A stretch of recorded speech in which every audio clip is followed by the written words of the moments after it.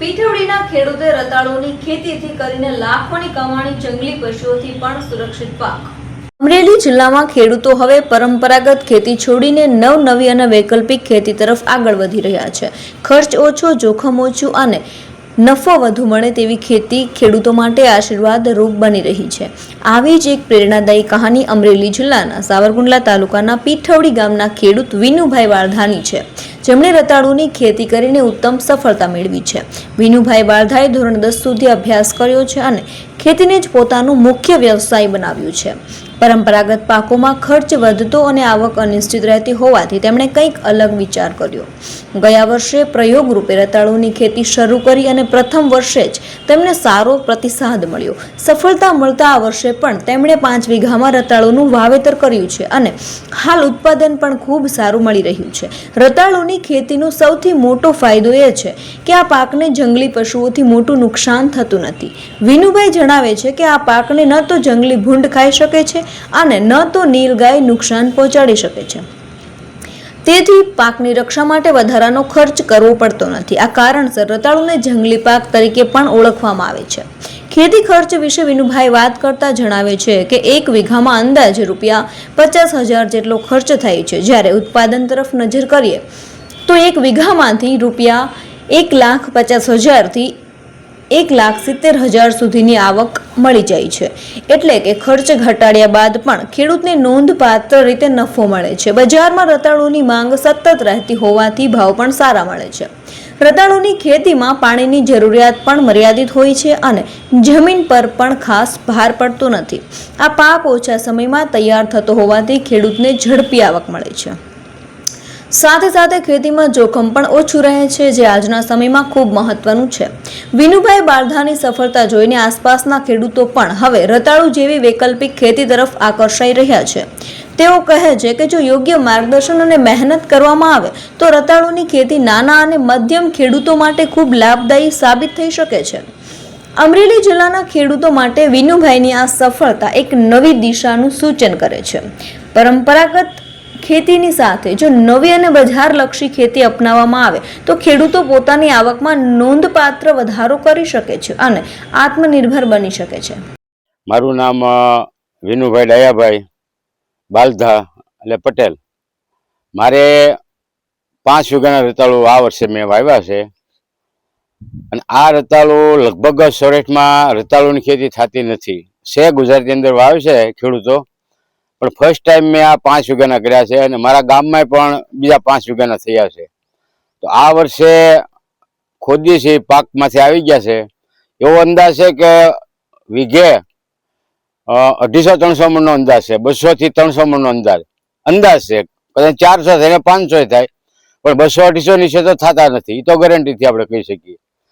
બીજું કે માર્કેટની થોડીક પ્રોબ્લેમ છે, પણ માર્કેટમાં શું થાય છે કે ભાઈ આણંદ છે, બરોડા છે, સુરત છે, અમદાવાદ છે, એ બધા માર્કેટો રતાળુના માર્કેટો છે। ત્યાં તમે લોટ મોઢે લઈ જાઓ કે માનો કે ટ્રક 2 ટ્રક જે કાંઈ તમારે રતાળુ થાય, એક સાથે તમે ટ્રક લઈને જાઓ તો તમારે ખર્ચો ઓછો આવે, કાર્ટિંગનો ખર્ચો બહુ ઓછો આવે, તો તમને પોસાય।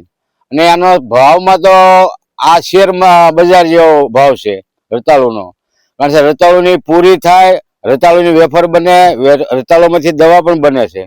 એટલે આ રતાળુની 3, 4, 5 જગ્યાએ એની વપરાશ છે। એ હિસાબે આના ભાવ અપડાઉન થતા રહે છે, પણ ખેડૂતને તો આપણે 600 થી 800 ભાવ રહેશે એ ગણતરીથી વાવવાના। અને મેં તો આને આ વર્ષે માંડવો કર્યો છે। માંડવામાં ખાસો ખર્ચો આવે છે, કારણ 1 વીઘાનો માંડવાનો ખર્ચો ખાલી તમે ગણો તો 25-30 હજાર રૂપિયા થાય છે। પછી છાણિયું ખાતર તમારે વીઘે ઓછામાં ઓછું 5-6 ટોલી એટલે 10,000નું ખાતર તમારે નાખવું પડે કમ્પલસરી। અને આને તમારે વાવણી પહેલા જો મહિને વવાઈ જાય તો દિવાળીયા નીકળી જાય। 7 મહિનાનું આ વાવેતર છે, 7 મહિને પાક આનો આવી જાય, તો તમારે લગ્ન સિઝનમાં આના થોડાક ભાવ સારા રહે છે। છતાંય મેં જે પેલા વાત કરી એમ ભાઈ આ રતાળુ છે એ શેર બજાર જેવો છે, અપડાઉન થયા કરે। આના 1200 થઈ જાય, 1500 થઈ જાય, 2000 થઈ જાય, પણ 600 નીચે ક્યારેય થાય નહીં। હાવ નીચામાં નીચો ભાવ 600 છે, ઊંચામાં ઊંચો ભાવ 2000 પણ આવે। તો આવી રીતે અમે આ વર્ષે ખેડૂતોએ સાહસ કર્યું છે। તો આમાં અમને લાગે છે કે કોઈ વાંધો નહીં આવે, આ સાસ બરાબર છે. અને ઘણા લોકો ડુંગળીના પસંદ કરવા મળ્યા છે અમારા વિસ્તારમાં, સારકુંડલા તાલુકો, અમરેલી ડિસ્ટ્રિક્ટમાં. તો સારકુંડલા તાલુકામાં ડુંગળીનું વાવેતર કરે છે. તો આ ફેર તો ઘણા તો મારા ગામની અંદર ઓછામાં ઓછા 200 થી 300 વીઘામાં રોટર ખેડૂતોએ મારી દીધા. કારણ કે ત્યાં લઈ જાય તો 40-50 રૂપિયા 20 કિલોનો ભાવ આવે. આજે 20 કિલોની મજૂરી ગણે ઓછામાં ઓછી તો 100-150 રૂપિયા તો મજૂરી સડી જાય છે. કઈ કોથળા લાવીએ, કાર્ટિંગનો ખર્ચો, લણવાનો ખર્ચો, આ ખર્ચો બહુ મોંઘો પડશે. તો એવી રીતે આમાં રતાળુમાં ખર્ચો બિલકુલ ઓછો છે. આની અંદર તમે 2.5 ફૂટની રાપ બનાવી નાખો અને વેલા ઉપરથી કાપી એક સાઈડમાં કરી અને તમે ડાયરેક્ટ રાપેથી કાઢો તો 10 જણા હોય તો સાંજે 500 પણ માલ તૈયાર કરે. એટલે તમને એકદમ લાગત મજૂરીની નીચે આવે. તો આ દરેક ખેડૂતને પોહાય.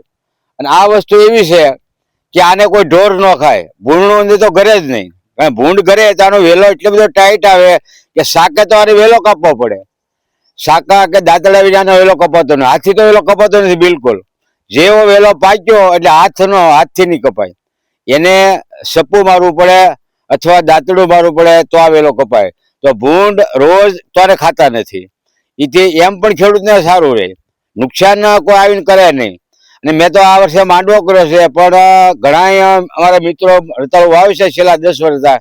એ એમ કે છે કે ભાઈ રતાળુ છે એ જંગલી જાત છે, આમાં કોઈ માંડવાની જરૂર નથી.